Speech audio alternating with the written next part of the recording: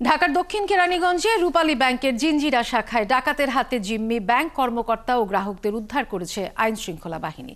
গ্রেপ্তার করা হয়েছে ৩ ডাকাতকে। বৃহস্পতিবার দুপুর ২টার দিকে রূপালী ব্যাংকের জিঞ্জিরা শাখায় ঢোকে ৩ ডাকাত। তারা ব্যাংকের অন্তত ১০ কর্মকর্তা সহ কয়েকজন গ্রাহককে জিম্মি করে ১৫ লাখ টাকা দাবি করে।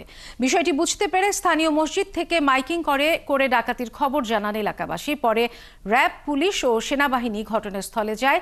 স্থানীয়দের সহযোগিতায় আইনশৃঙ্খলা বাহিনী ব্যাংকটি ঘিরে রাখে। প্রায় ৩ ঘন্টা পরে ৩ ডাকাত আত্মসমর্পণ করলে তাদের গ্রেপ্তার করা হয়, উদ্ধার করা হয় জিম্মিদের।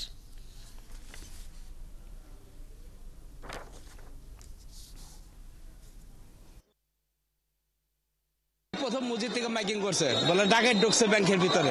একজন আইসা অনেক কান্নাকাটি করতেছে, উনার আম্মাও আছে যে আমাদের পরিচিত ভিতরে। ডাকাতরা পুলিশ নিয়ে চলে গেছে। ৩ জন ছিল। এই সাথে ছিলাম, ওরা আগে অস্ত্রগুলা দিছে ব্যাগ দিয়া, তারপর চিরকুট পাঠাইছে, চিঠি পাঠাইছে, তারপর ওনাদের সাথে অনেকক্ষণ কথা বলছে। বলার পর তারপর আবার ওরা নাম ছিল নিচে নাইমে, এখান থেকে কথা বলার পর তারপর ৩ জনকে বের করছে। ওরা ১৫ লক্ষ টাকা দাবি করছে, ১৫ লক্ষ টাকা দিতে হবে। ৩ জন ঢুকছে। তখন সবাই আসছে, তখন সেনাবাহিনী আইসা পড়ছে, তারা আইসা পড়ছে।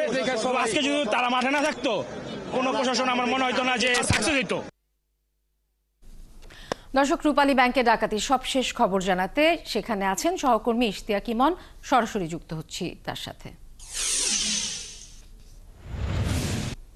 ইমন, আত্মসমর্পণের পর ৩ ডাকাতকে কোথায় নেওয়া হয়েছে সে সম্পর্কে জানাবেন, এবং রূপালী ব্যাংকের যে কর্মকর্তাদেরকে জিম্মি করে রাখা হয়েছিল তাদেরকে কি এরই মধ্যে ব্যাংকের থেকে বের করা হয়েছে কিনা, বা কখন নাগাদ বের হতে পারেন তারা, কি তথ্য আছে আপনার কাছে?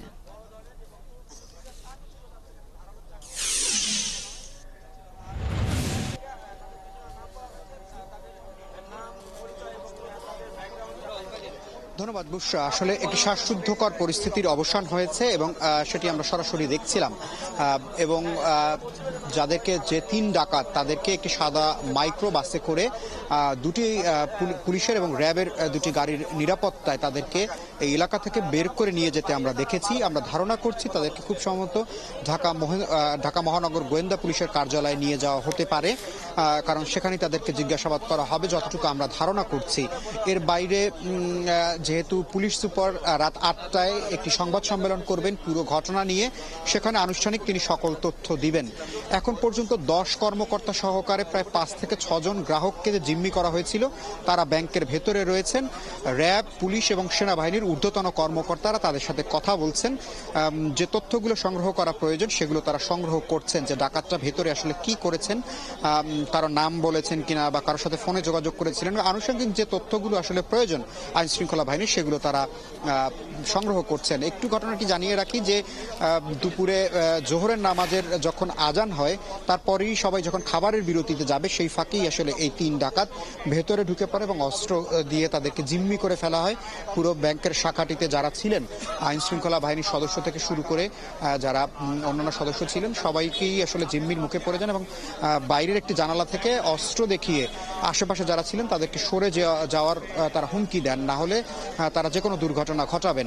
এরপরই আইন শৃঙ্খলা বাহিনী চলে আসে। এর আগে মসজিদ থেকে তাদেরকে ঘোষণা দেওয়া হয় এলাকার মসজিদ থেকে যে ব্যাংকে ডাকাত ঘটনা চলছে, পুরো এলাকাবাসী এই এলাকাটা ব্যাংকের শাখাটি এসে অবরুদ্ধ করে ফেলে এবং আইন শৃঙ্খলা বাহিনীর সদস্যরা এসে যখন এখানে অবস্থান নেন তখন পুলিশের সাথে বেশ কয়েকবার আমরা দেখেছি দফায় দফায় কথা হয়েছে এই ডাকাত দলের যারা সদস্য তাদের সাথে।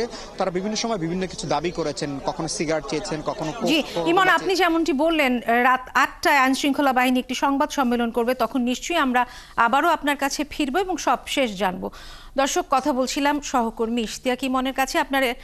আপনারা এরই মধ্যে জানেন ঢাকার দক্ষিণ কেরানীগঞ্জে রূপালী ব্যাংকের জিঞ্জিরা শাখায় ডাকাতের হাতে ডাকাতরা ব্যাংক কর্মকর্তাদের জিম্মি করেছিল এবং এরই মধ্যে তাদেরকে আটক করা হয়েছে।